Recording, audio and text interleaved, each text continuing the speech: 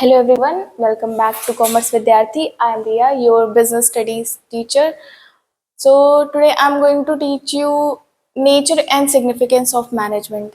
So let's start with our first chapter. Our chapter 1 is nature and significance of management. तो पहले शुरू करते हैं definition से management की. तो management is the process of getting things done effectively and efficiently. ये तो मेरी लैंग्वेज में हो गया, ठीक है। तो यहाँ पे क्या मतलब है, मैनेजमेंट एक ऐसा प्रोसेस होता है जिसमें हम चीज़ों को इफेक्टिवली और एफिशिएंटली करते हैं या करवाते हैं, ठीक है। अब डेफिनेशन देखते हैं इसकी। Management is the process of designing and maintaining an environment in which individuals working together in group efficiently and effectively accomplish selected goals। तो डेफिनेशन में दो वर्ड्स यूज है। पहली तो है ये डिजाइनिंग, तो पहली है डिजाइनिंग एंड मेंटेनिंग, ठीक है, डिजाइनिंग एंड मेंटेनिंग। उसके बाद है फिर हमारा एफिशिएंटली एंड इफेक्टिवली। ये यहाँ पे चार मेजर वर्ड्स हैं जिनके मतलब हमें पता होने चाहिए, ठीक है। तो मैनेजमेंट एक ऐसा प्रोसेस होता है जो डिज़ाइन किया जाता है और मेंटेन किया जाता है ग्रुप ऑफ इन विच, ऐसे इन्वायरमेंट में इन विच इंडिविजुअल्स वर्किंग टुगेदर, मतलब बहुत सारे इंडिविजुअल एक साथ काम करते हैं एक ग्रुप में एक पर्टिकुलर गोल को इफिशिएंटली और इफेक्टिवली अचीव करने के लिए। तो सबसे पहले वर्ड्स देखते हैं इफेक्टिवली क्या होता है। इफेक्टिव मतलब होता है किसी चीज को सही जगह पे सही डिसीजन लेने को हम इफेक्टिवनेस कहते हैं, ठीक है। जैसे अब डेफिनेशन में भी देख लेते हैं इफेक्टिवनेस का। Means ability to achieve organisational goal and objective successfully. इसमें ये इफेक्टिवनेस का मतलब यही होता है कि हमारी एबिलिटी किसी भी चीज़ को अचीव करने के लिए, ऑर्गेनाइजेशनल गोल हो सकता है, कुछ भी हो सकता है, ठीक है, उस सक्सेसफुली मतलब जो हम सोचते हैं वैसा हम करते हैं, ठीक है, तो उसको इफेक्टिवनेस कहते हैं। जो हमने एक गोल रखा था वो हमने अचीव भी किया, तो वहां पे हम कहेंगे कि हाँ हम इफेक्टिव थे, ठीक है। अब इसका एक एग्जाम्पल देख लेते हैं। जैसे अभी क्लास है तो मैं आप लोगों को पढ़ा रही हूँ, तो मेरा क्या होगा, मेन गोल मेरा यही होगा कि मेरी पढ़ाई हुई चीज़ें आप लोगों को समझ में आए, और एट द एंड अगर आपको मेरी पढ़ाई हुई चीज़ें समझ आती है तो मैं यहाँ पे इफेक्टिव हूँ आप लोगों के लिए, ठीक है। तो यही एग्जाम्पल है।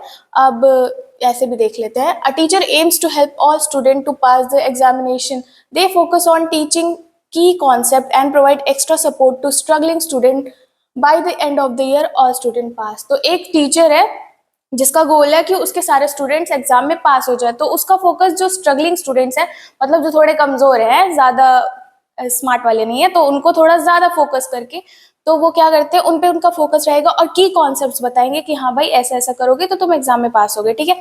तो यहाँ पे इतना सब कुछ करने के बाद जब उनके students at the end of the year pass हो जाते हैं, वो भी सारे, तो यहाँ पे क्या कहते हैं कि टीचर जो टीचर ने पढ़ाया था की कॉन्सेप्ट्स वगैरह सब, वो इफेक्टिव था, उसका जो भी कॉन्सेप्ट था पढ़ाना वगैरह ये सब इफेक्टिव प्रूव हुआ क्योंकि सारे स्टूडेंट्स पास हो गए, ठीक है। तो यहाँ पे हमें समझ में आया कि इफेक्टिवनेस का एक्चुअल में मतलब क्या होता है। अब इसके बाद आते हैं एफिशिएंसी पे, ठीक है। तो यहाँ पे एफिशिएंसी का मतलब होता है किसी भी चीज को बेस्ट पॉसिबल वे में करना विद मिनिमम रिसोर्सेस और मैक्सिमम आउटपुट, ठीक है। तो फिर अब देखते हैं इसकी definition. Means doing something in best possible way with the least waste of time efforts and resources.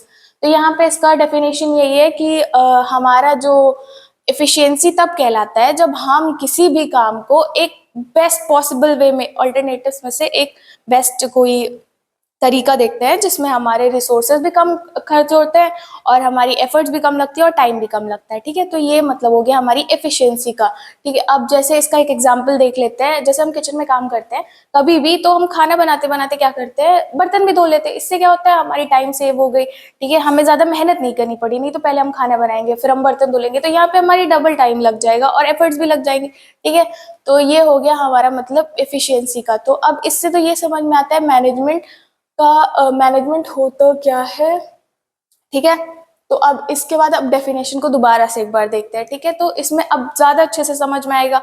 जैसे अब यहाँ पे कह सकते हैं management is the process of designing and maintaining an environment in which individuals working together in a group efficiently and effectively accomplish selected goals। तो अब यहाँ पे डेफिनेशन भी हमें अच्छे से समझ में आएगी। यहाँ पे अब मैनेजमेंट क्या होता है, एक प्रोसेस होता है जिसमें जो इंडिविजुअल्स होते हैं वो एक साथ मिलके किसी एक पर्टिकुलर गोल को अचीव करने के लिए काम कर रहे होते हैं, वो भी efficiently और effectively।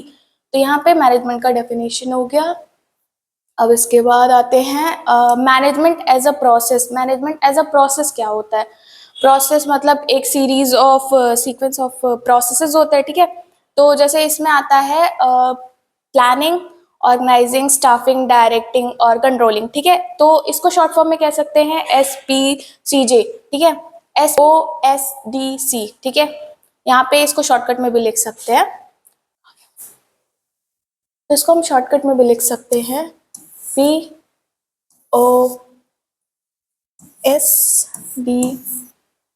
और C। इसको शॉर्ट फॉर्म में भी लिखा जा सकता है planning, organising, staffing, directing and controlling, ठीक है। तो इसको शॉर्टकट में भी लिखा जा सकता है, आप लोग लिख सकते हैं। तो अब क्या होता है मैनेजमेंट एज अ प्रोसेस, क्या होता है सीक्वेंस ऑफ समथिंग, ठीक है। मतलब जैसे पहले हम क्या करेंगे, प्लानिंग करेंगे, फिर उसको ऑर्गेनाइज करेंगे, फिर स्टाफिंग करेंगे, फिर डायरेक्ट करेंगे, फिर उसके बाद कंट्रोल करते हैं। तो ये सीरीज में चल रहा है, ठीक है, एक के बाद एक के बाद एक के बाद एक चीजें, ठीक है। तो यहाँ पे अब डेफिनेशन भी देख लेते हैं। Management as a process consists of series of interdependent and interrelated but distinct functions, namely। देखो अब यहाँ पे ये भी होता है कि ये है तो मतलब एक सीक्वेंस में, बट ये एक दूसरे से बहुत अलग अलग होता है, ठीक है, और एक दूसरे के ऊपर इंटरडिपेंडेंट भी होता है। एक के बाद एक प्रोसेस चलना चाहिए। अब ऐसा तो नहीं हो सकता कि हम प्लानिंग करें फिर उसके बाद डायरेक्ट हम कंट्रोल करने लगे, नहीं, यहाँ पे एक प्रॉपर ऑर्डर फॉलो करना पड़ता है, ठीक है। तो मैनेजमेंट अब ऐसा कह सकते हैं कि ऐसा प्रोसेस है जिसमें एक सीरीज में इंटरडिपेंडेंट चीजें होती है और इंटर रिलेट करती है आपस से, लेकिन उनके जो फंक्शंस होते हैं वो अलग अलग होते हैं, ठीक है। तो और वो एक के बाद एक परफॉर्म होने चाहिए, ठीक है, जब तक ऑर्गेनाइजेशन एग्जिस्ट करती है। अब इसको एक प्रॉपर डेफिनेशन में कर लेते हैं। Management as a process consists of series of interdependent and interrelated but distinct functions, namely planning, organizing, staffing, directing, and controlling, which have to be performed continuously by the manager till an organization exists। जो मैंने आपको बताया वही चीज यहाँ पे definition में दी हुई है, ठीक है। अब इसके बाद आते हैं हम अगले टॉपिक की तरफ। हाँ, अब इसके बाद हम आते हैं ऑब्जेक्टिव्स ऑफ मैनेजमेंट, ठीक है। तो मैनेजमेंट के बहुत सारे ऑब्जेक्टिव्स होते हैं, मतलब बेसिकली तीन होते हैं। तो एक होता है हमारा ऑर्गेनाइजेशनल ऑब्जेक्टिव, दूसरा होता है हमारा पर्सनल और सोशल ऑब्जेक्टिव, ठीक है, तीन होते हैं। तो सबसे पहले हम करते हैं ऑर्गेनाइजेशनल ऑब्जेक्टिव। सीधी सी बात है, ऑर्गेनाइजेशन का पहला ऑब्जेक्टिव क्या होता है, सर्वाइवल। कोई भी बिजनेस स्टार्ट करते हैं तो सबसे पहले क्या चीज सोचते हैं हम कि हमें सर्वाइव करना है, ठीक है। ये आजकल के कॉम्पिटिटिव एनवायरनमेंट में सबसे जरूरी है सर्वाइवल, ठीक है। तो बिजनेस स्टार्ट करते हैं तो हम प्रॉफिट मोटिव तो रखते नहीं है, तो पहले सर्वाइव करना जरूरी है यहाँ पे, ठीक है। अब इसको देखते हैं, सर्वाइवल तो पहला मोटिव हो गया, फिर दूसरा हमारा क्या आता है, प्रॉफिट आता है, तीसरा क्या आता है, ग्रोथ आता है। अब इसको शॉर्ट फॉर्म में SPG भी बोल सकते हैं हम, ठीक है। तो इससे आपको इजीली याद हो जाएगा ऑब्जेक्टिव्स ऑफ मैनेजमेंट क्या होते हैं, SPG, ठीक है, सर्वाइवल, फिर उसके बाद प्रॉफिट, फिर उसके बाद ग्रोथ, ठीक है। ये एक सीक्वेंस में ये भी चल रहा है। तो अब देखते हैं, यहाँ पे पहले डेफिनेशन देखते हैं एक छोटा सा। Management is responsible for setting and achieving objectives for the organisations. Management क्या करता है, रिस्पॉन्सिबल होता है सेट करने के लिए और अचीव करने के लिए ऑर्गेनाइजेशनल गोल्स को, ठीक है। उसके बाद है the main objective of any organisation should be utilise human and material resources to the maximum possible advantage to fulfil the economic objectives of business. अब सबसे पहला क्या ऑब्जेक्टिव होता है किसी भी बिजनेस का, कि जो हमारा ह्यूमन रिसोर्सेज है और हमारा जो मटेरियल है, ठीक है, वो हम प्रॉपरली यूटिलाइज करें, ठीक है। मिनिमम इनपुट मैक्सिमम आउटपुट, ये बेसिक चीज होती है यहाँ पे, तो ठीक है। फिर उसके बाद आते हैं, अब देखते हैं सर्वाइवल क्या होता है। सर्वाइवल मतलब बेसिकली कॉम्पिटिटिव एनवायरनमेंट में कोई भी बिजनेस डाला, अब आपके अलावा और भी लोग हैं, ठीक है। तो यहाँ पे हमारा मेन मोटिव यही होता है कि हम पहले सर्वाइव करें, पहले किसी जगह पे स्टैंड करें, ठीक है। तो अब डेफिनेशन में देख लेते हैं, the basic objective of any business is survival. Basic objective है सर्वाइवल, ठीक है। In order to survive an organisation must earn enough revenue to cover cost. अब ऐसा है जैसे हम, अगर हमारा रेवेन्यू कम है और कॉस्ट ज्यादा है तो लॉस हो गया, तो सर्वाइव तो नहीं कर रहे। फिर अब सीधी सी बात है, सबसे पहली चीज है हमें रेवेन्यू ज्यादा जनरेट करना होगा स्टार्टिंग में, या फिर उसके बाद तो प्रॉफिट बाद में ही आता है। पहले आता है कि हमारा सर्वाइवल के लिए हमारी रेवेन्यू हमेशा हमारी कॉस्ट से ज्यादा होनी चाहिए, ठीक है, तभी हम सरवाइव कर पाएंगे। अब दूसरा ऑब्जेक्टिव हमारा क्या होता है? दूसरा होता है प्रॉफिट। हम सोचते हैं जो हमारा रेवेन्यू वो एक्सेस में रहे कॉस्ट से, ठीक है, तभी हमारा प्रॉफिट होता है। तो यहाँ पे अब डेफिनेशन में भी देख लेते हैं इस चीज को। Management has to ensure that the organisation makes a profit. अब ऑर्गेनाइजेशन को प्रॉफिट तो करना ही पड़ेगा, सीधी सी बात है। अब सर्वाइवल हो गया तो दूसरा मोटिव तो उसका प्रॉफिट ही आएगा कि हाँ भाई हम अब फायदे में चलते रहे। ऐसा तो है नहीं कि कोई भी नुकसान चाहता है, नहीं चाहता, सीधी सी बात है। तो यहाँ पे profit provides a vital incentive for the continued successful operation of the enterprise. अब इससे क्या होता है ना, बिजनेस को एक जैसे फ्यूल टाइप मिल जाता है कि हाँ भाई अब हम सर्वाइव कर गए, अब धीरे धीरे हमें और आगे प्रॉफिट जनरेट करना है, ठीक है, अब इतना प्रॉफिट हुआ, अब इससे ज्यादा करना है। तो यहाँ पे यही चीज है।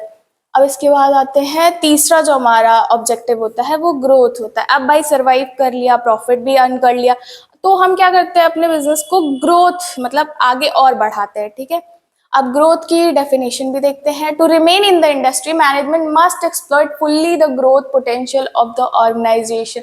अब बिजनेस स्टार्ट किया तो सीधी सी बात है, कोई भी ऑर्गेनाइजेशन जब प्रॉफिट अर्न कर लिया, सरवाइव कर लिया, उसके बाद अब उसका एक प्रोडक्ट में अगर वो काम कर रहा है तो वो एक्सपैंड करने की कोशिश करेगा उसे, ठीक है। तो यहाँ पे एक्सपेंशन मतलब उसका जो आगे जाके मतलब फ्यूचर स्कोप है वो उसको क्या करेगा, एक्सपैंड करने की कोशिश करेगा, ठीक है, कि हाँ भाई अब ये सब चीजें हो गया। तो अब उसके बाद आता है there are many indicator of growth such as sales volume increase in the count of employees. अब एम्प्लॉयज भी बढ़ रहे हैं, सीधी बात है, जब हमारा बिजनेस बढ़ रहा है तो हमें एम्प्लॉयज भी बढ़ानी पड़ेंगी।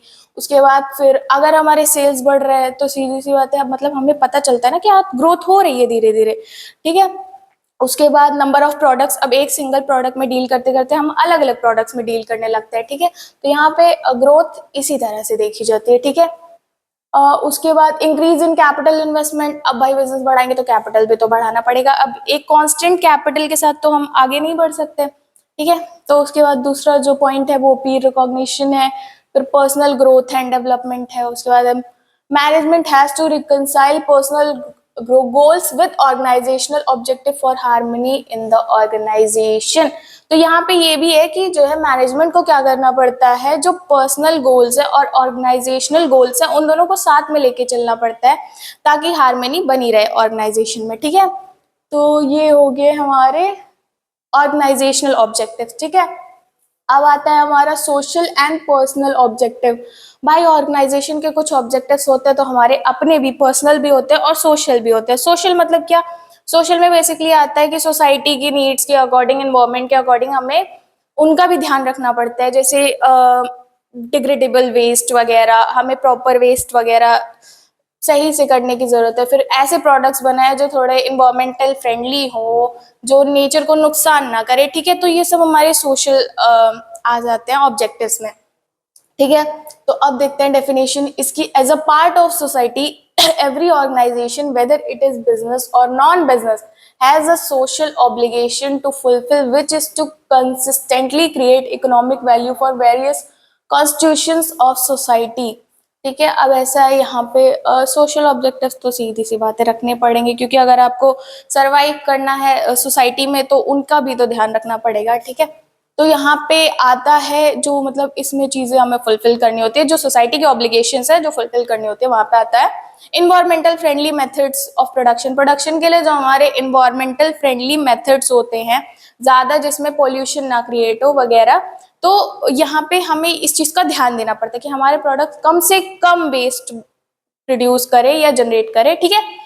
दूसरा पॉइंट आता है giving employment opportunity to the disadvantage section of the society. ऐसे लोग को एम्प्लॉयमेंट प्रोवाइड करना सोसाइटी के जो थोड़ा सा मतलब अभी पिछड़े टाइप के हैं, हाँ ठीक है।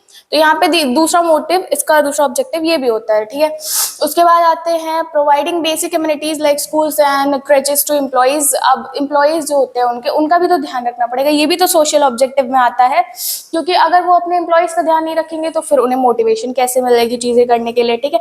तो यहाँ पे इनको अपने एम्प्लॉयज के बच्चों के लिए जैसे बेसिक कम्युनिटीज होती है, स्कूल, रोटी कपड़ा मकान, ठीक है, तो वैसा इनको भी स्कूल्स वगैरह और भी जो बेसिक जरूरतें होती है वो भी फुलफिल करने की जरूरत होती है, ठीक है। तो ये सारे हमारे जो हो गए वो सोशल ऑब्जेक्टिव्स हो गए कर लिए। तो एम्प्लॉयज के भी तो कुछ ऑब्जेक्टिव्स होते हैं ना, हाँ, कि हम अगर किसी कंपनी में काम कर रहे हैं तो भाई सीधी सी बात है एक कांस्टेंट चीज के लिए तो काम कर नहीं रहे कि हाँ हमारी आगे चल के ग्रोथ हो, हम भी हमारी सैलरी बढ़े, ठीक है, इंसेंटिव्स मिले और फिर उसके बाद रिटायरमेंट बेनिफिट्स वगैरह, ठीक है। तो यहाँ पे पर्सनल ऑब्जेक्टिव्स देखते हैं क्या क्या है। Organization consists of different types of individuals who joins it to satisfy their diverse need। अब यहाँ पे क्या होता है, एक इंसान एक मोटिव लेके नहीं आता। किसी का मोटिव होगा कि उसकी सैलरी अच्छी खासी हो, किसी का मोटिव होगा भाई हो सकता है कि उसको मैनेजरल लेवल तक जाना है, या फिर अलग अलग सबके अलग अलग मोटिव्स होते हैं, ठीक है। उसको रिस्पेक्ट चाहिए वगैरह वगैरह, ठीक है। तो अब आते हैं यहाँ पे द इंडिविजुअल में seek to satisfy needs such as. अब देखो एक इंडिविजुअल के क्या क्या नीड्स होते हैं जो वो सेटिस्फाई करने के लिए आता है, ठीक है। कम्पिटिटिव सैलरीज एंड पर्क्स, भाई सीधी सी बात है सैलरीज बढ़ती रहनी चाहिए टाइम टू टाइम, ठीक है। उसके फायदे भी मिलने चाहिए उसको, इंसेंटिव्स वगैरह, ठीक है। उसके बाद आता है हमारा, हाँ ठीक है, तो ये पर्सनल गोल में एक ही है, यहाँ पे सैलरीज वगैरह हो गए बढ़े। फिर उसके बाद मैनेजर्स वगैरह उनको थोड़ा सा रिस्पेक्ट वगैरह दें, या फिर वो ऑर्गेनाइजेशन में ऐसा ना हो कि भाई ठीक है तुम चल रहे हो, चलो लोअर मैनेजमेंट पे बिलोंग करते हो तो तुमको मिडिल वाले नहीं पूछेंगे, ऐसा कुछ नहीं। तो ठीक है, यही सब होते हैं हमारे जो पर्सनल ऑब्जेक्टिव्स हैं। उसके बाद आते हैं हम अगले टॉपिक की तरफ जो कि है इम्पोर्टेंस ऑफ मैनेजमेंट। अब ऑब्जेक्टिव्स हो गए, डेफिनेशन हो गया, तो कुछ तो ज़रूरी होगा ना, मैनेजमेंट इसीलिए तो होता है, ठीक है। तो सबसे पहला चीज आता है जो हमारा इम्पोर्टेंस में आता है, सबसे पहली चीज होती है अचीव्स गोल। मैनेजमेंट का मेन काम ही यही होता है कि हमें गोल्स अचीव करने में वो हेल्प करता है, ठीक है। सीधी सी बात है, यहाँ पे मैनेजमेंट करते ही क्यों है, कोई एक पर्टिकुलर गोल बना के चलते हैं तो गोल ही अचीव करने के लिए तो मैनेजमेंट का प्रोसेस पूरा फॉलो करते हैं, ठीक है। तो यहाँ पे सबसे पहली चीज है, अब डेफिनेशन में देखते हैं इसको, helps the organisation reach its objective. एक ऑब्जेक्टिव बना के चलेंगे तभी तो हम एफर्ट्स लगाएंगे उस तरह की।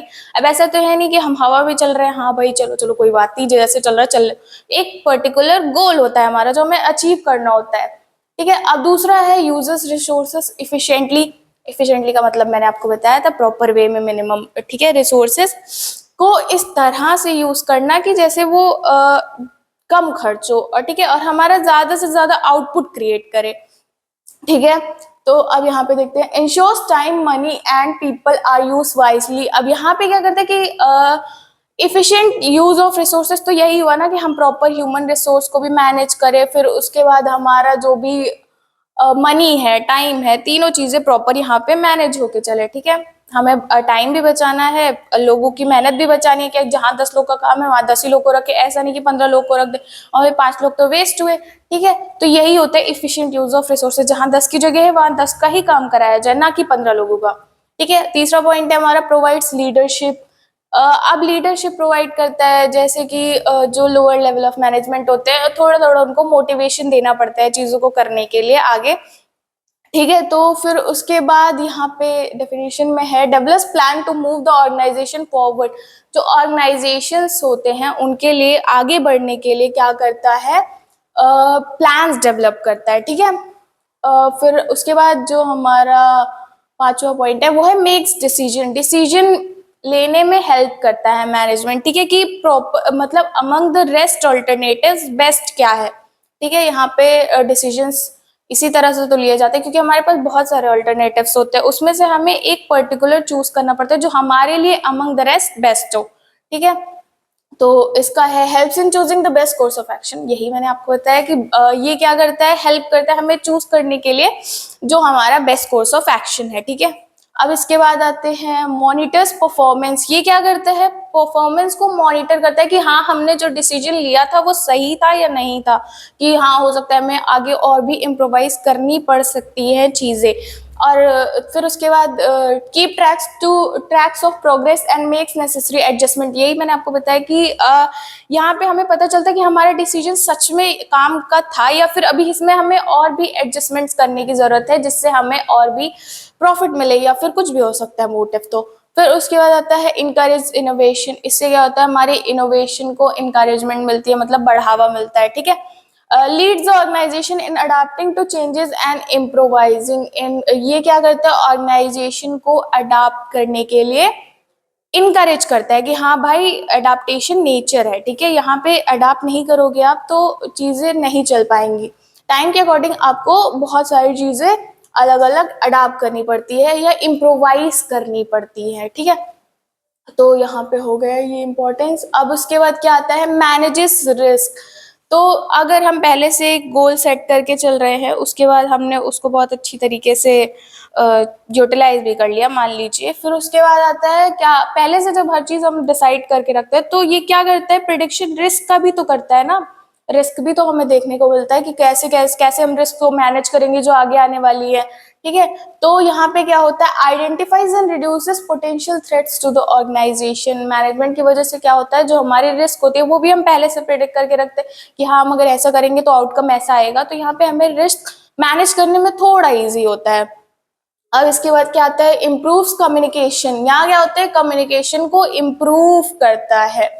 इंश्योर्स मतलब जो हमारे टॉप लेवल ऑफ मैनेजमेंट होते हैं या मिडिल लेवल ऑफ मैनेजमेंट होते हैं या लोअर लेवल ऑफ मैनेजमेंट होते हैं, उन सबके बीच का जो कम्युनिकेशन होता है उसको इम्प्रूव करता है, ठीक है। तो ensures clear communication within and outside the organisation. Organisation के अंदर और बाहर दोनों तरफ कम्युनिकेशंस को क्या करता है, इम्प्रोवाइज करता है मैनेजमेंट। उसके बाद आता है सपोर्ट्स ग्रोथ। ग्रोथ को सपोर्ट करता है, मतलब आगे बढ़ाता है, ठीक है। Health organisation grow sustainably and adapt to changes, ठीक है। यहाँ पे क्या होता है, ग्रोथ को सपोर्ट करता है, हेल्प करता है ऑर्गेनाइजेशन को क्या करने के लिए, चेंजेस को अडाप्ट करने के लिए, ठीक है, और उसकी लगातार ग्रोथ के लिए, ठीक है। Shapes culture. अब कल्चर को कैसे शेप करते हैं देखते हैं। Create a positive productive work environment. Work environment क्या कहता है, अब भाई आप कहीं काम करोगे तो सीधी सी बात है, आपको नेगेटिव इन्वायरमेंट तो नहीं चाहिए होगा कि कहीं कुछ चल रहा है कहीं कुछ चल रहा है। आपको एक पॉजिटिव इन्वायरमेंट क्रिएट करके ही चलना पड़ेगा वहां पे, ठीक है। Productive work environment. अब ऐसा है कि भाई एक इंसान आ रहा है 10 बजे आ रहा है 4 बजे चला जा रहा है बिना कुछ काम किए, तो यहाँ पे ऐसा नहीं होता है, ठीक है। तो एक प्रॉपर प्रोडक्टिव इन्वायरमेंट भी उनको चाहिए होता है वहां पे, ठीक है। तो यहाँ पे शेप्स कल्चर इस तरह से समझा जा सकता है। इंश्योर्स कॉम्प्लियंस, ठीक है।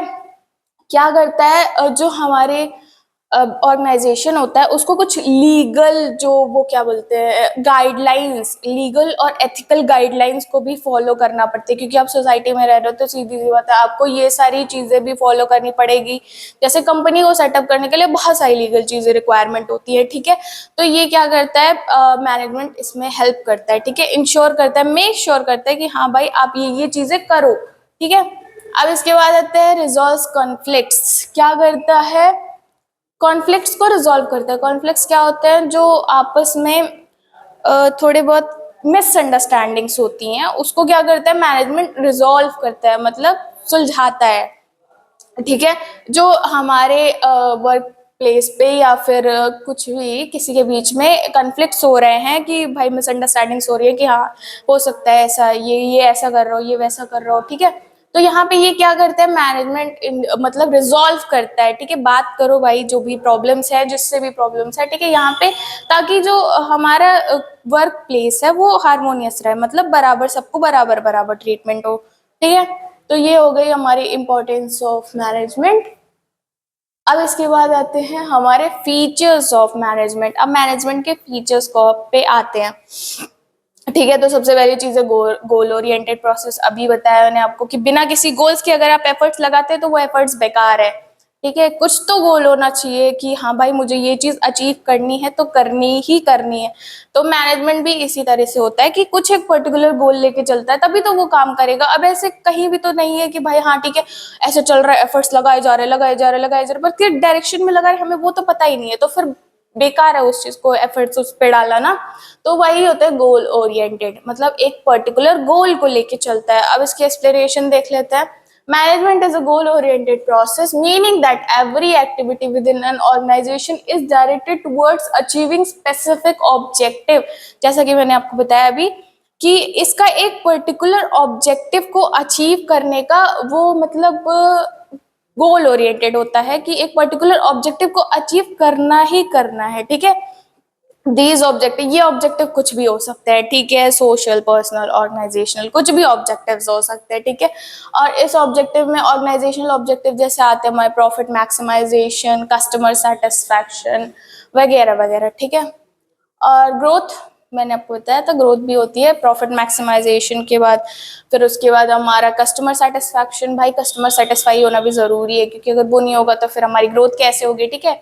उसके बाद आते हैं जैसे एक एग्जांपल पे, a company aims to increase its sale by 20%, ठीक है। अब किसी कंपनी, कोई कंपनी काम कर रही है किसी प्रोडक्ट पे, ठीक है, तो उसकी सेल्स चल रही है मान लो 10%, तो वो एक ऑब्जेक्टिव बना के चलेगा कि हाँ अगले साल तक मुझे 10% से 20% अपने सेल्स को इंक्रीज करना ही करना है। अब चाहे वो अलग अलग प्रोडक्ट्स बना के करे, जैसे वो सिंगल प्रोडक्ट में डील कर रहा है तो मल्टीपल प्रोडक्ट्स में डील करेगा, ठीक है। उसके बाद आता है परवेसिव, ठीक है। अब ये क्या होता है परवेसिव, मतलब जो मैनेजमेंट होता है वो हर एक लेवल पे चलता है, ठीक है, हर एक लेवल पे उसको होना जरूरी है, चाहे वो कैसा भी ऑर्गेनाइजेशन हो, छोटा हो बड़ा हो, डजेंट मैटर, मैनेजमेंट आपको हर जगह देखने को मिल ही जाएगा, ठीक है। तो यहाँ पे अब इसका डेफिनेशन या एक्सप्लेनेशन देख लेते हैं।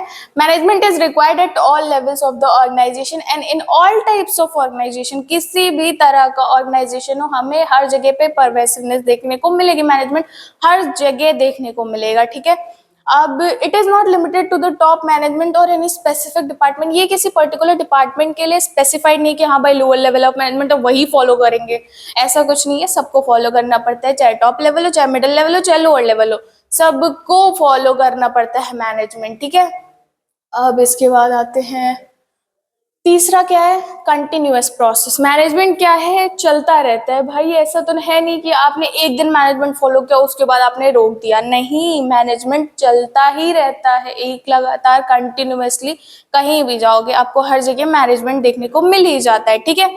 तो अब देखते हैं इसकी definition, whether it is large corporation, a small business और a non profit, management is essential to guide the organization towards achieving its goal। Management चाहे ऑर्गेनाइजेशन नॉन मतलब नॉन प्रॉफिट ऑर्गेनाइजेशन हो, प्रॉफिट ऑर्गेनाइजेशन हो, कोई भी तरह की organisation हो, हर जगह मैनेजमेंट का प्रोसेस कंटिन्यूअस से चलते रहना चाहिए, ठीक है। क्योंकि भाई गोल्स तो सबके होते हैं, तो अचीव करने के लिए ये प्रोसेस जो है वो कंटिन्यूअसली चलते ही रहेगा। अब इसका देख लेते हैं, management is a continuous ongoing process of planning, organising, leading and controlling. ये क्या होता है, कंटिन्यूस प्रोसेस होता है प्लानिंग, ऑर्गेनाइजिंग, फिर उसके बाद कंट्रोलिंग, स्टाफिंग वगैरह, ठीक है। ये सारे प्रोसेस को एक सीक्वेंस में लगातार फॉलो करता है, एक दिन की बात नहीं, ये डेली की बात है, यहाँ डेली ऐसा करना पड़ता है। मान लीजिए आप सोच रहे होगे कि एक साल किया अगले साल नहीं किया, नहीं, ऐसा नहीं होता, आपको हर साल वैसे ही चलना पड़ेगा, प्लान करना पड़ेगा, ऑर्गेनाइज कर, स्टाफ करना पड़ेगा, फिर उसके बाद उनको जो है क्या नाम है कंट्रोल करना पड़ेगा, ठीक है। तो इसी तरह से ये प्रोसेस चलता ही रहता है, चलता ही रहता है, ऑन गोइंग प्रोसेस है, ठीक है।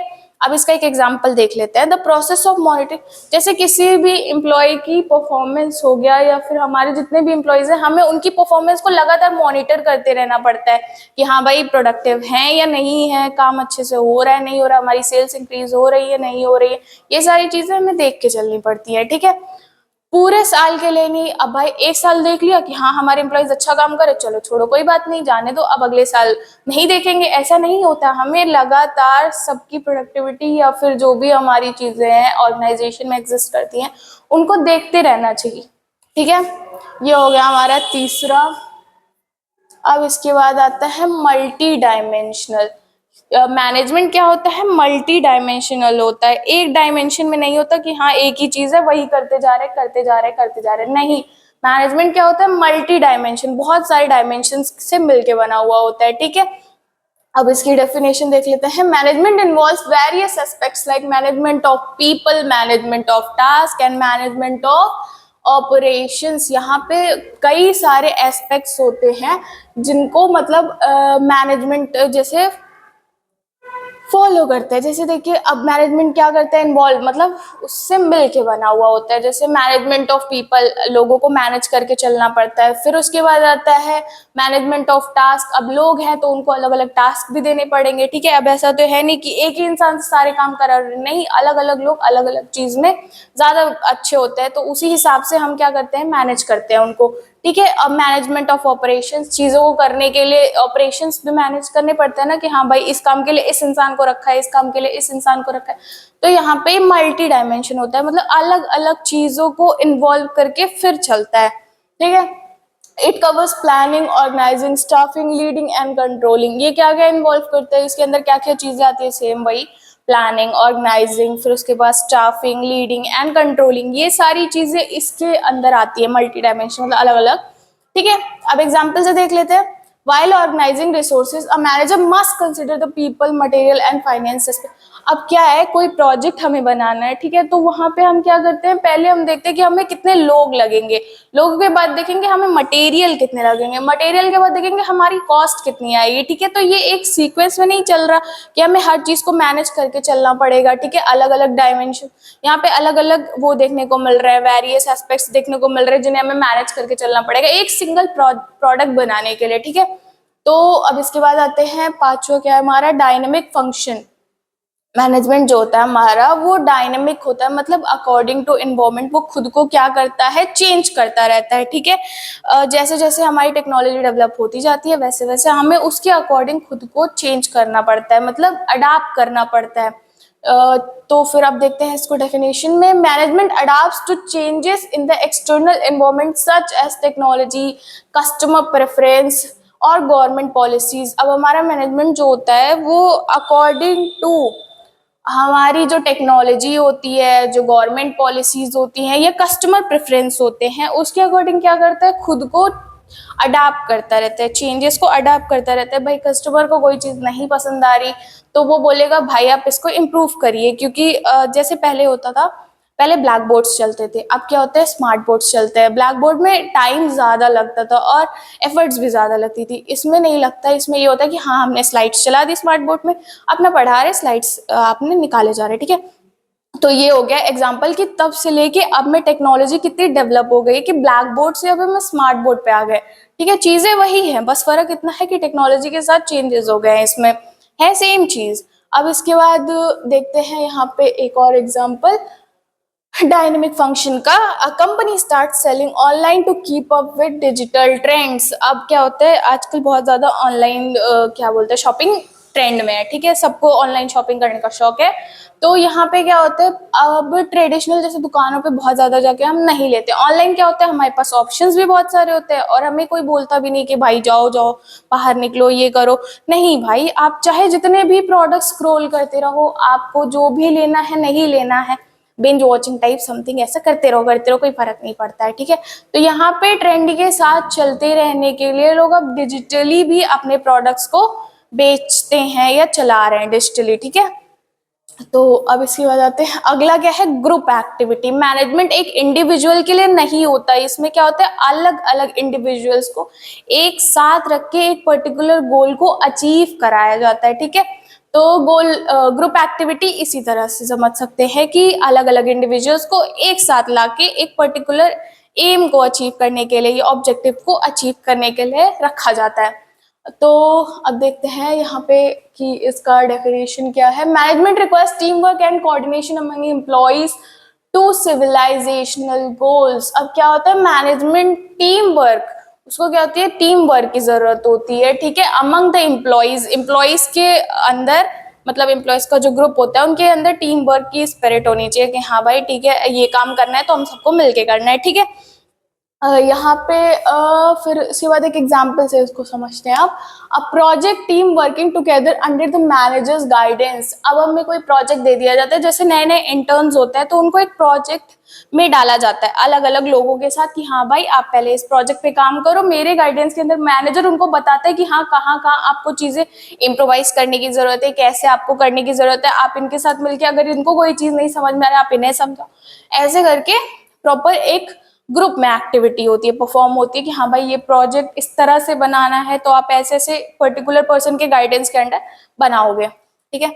अगला क्या आता है, इंटेंजिबल फोर्स। इंटेंजिबल मतलब क्या होता है? इंटेंजिबल मतलब होता है जिसे हम देख नहीं सकते, टच नहीं कर सकते, बट फील कर सकते हैं, ठीक है। वो दिखती नहीं है, मटेरियल नहीं होती, बट वो फील होती है, ठीक है। और मैनेजमेंट क्या होता है? मैनेजमेंट भी हमारी इंटेंजिबल फोर्स होती है। इंटेंजिबल फोर्स मतलब जैसे क्यों होती है? क्योंकि हम मैनेजमेंट देख तो नहीं सकते, ठीक है, बट उसको फील कर सकते हैं कि हाँ भाई यहाँ मैनेजमेंट हो रहा है, प्रॉपर मैनेजमेंट है, ठीक है। अब दिखती तो नहीं है भाई, छू भी नहीं सकते कि छू रहे हैं, मैनेजमेंट दिख रही है, छू रहे हैं, नहीं, ऐसा कुछ नहीं है। मैनेजमेंट इंटेंजिबल होती है, दिखती नहीं है बट महसूस होती है, ठीक है। अब यहाँ पे इसका वो देख लेते हैं explanation. Management can not be seen but is felt through the results it achieve such as high productivity और एम्प्लॉयमेंट सेटिस्फैक्शन। मैंने आपको बताया अभी, जैसे इंटेंजिबल मतलब देख नहीं सकते, छू नहीं सकते, बट फील कर सकते हैं। तो हम कैसे पता करेंगे कि मैनेजमेंट हमारा इफेक्टिव है कि नहीं है, या एफिशिएंट है या नहीं? तो ये ऐसे पता चलता है कि जब एट द लास्ट जो हमारा गोल है, जैसे इंक्रीज इन प्रोडक्टिविटी हमारी इंक्रीज हो रही है कंटिन्यूअसली, और जो हमारे एम्प्लॉयज है वो भी हमसे सेटिस्फाई है, तो यहाँ पे तब हमें पता चलता है कि हाँ भाई हमारा मैनेजमेंट अच्छे से फंक्शन कर रहा है, वर्क कर रहा है। अब इसको एक एग्जांपल से समझते हैं।